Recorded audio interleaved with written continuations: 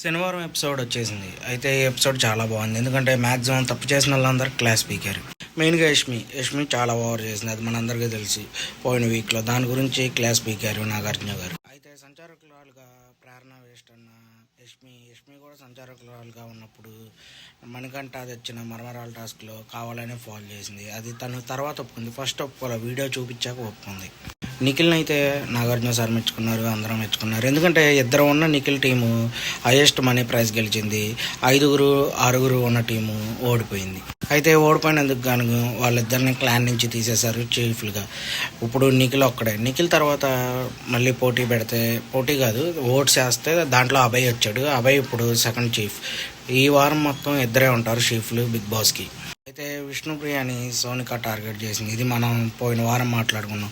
అందుకు సోనియాకు కూడా గట్టిగానే ఇచ్చారు నాగార్జున గారు. తను విష్ణుప్రియని చాలా అండ్రాని మాటలంది కాబట్టి దానికి కూడా క్లాస్ పీకారు. ఇప్పటి నుంచైనా సోనికా మారిద్దా లేదా చూద్దాం. అయితే శేఖర్ భాషకి బేబీ బాయ్ పుట్టాడని బిగ్ బాస్ చెప్పారు. దాంతో శేఖర్ భాష చాలా హ్యాపీగా ఫీల్ అయ్యారు. మ్యాక్సిమం యష్మికి సోనియాకి క్లాస్ అయితే పడింది. చాలామంది దీనికోసమే వెయిట్ చేశారు ఈ వీక్.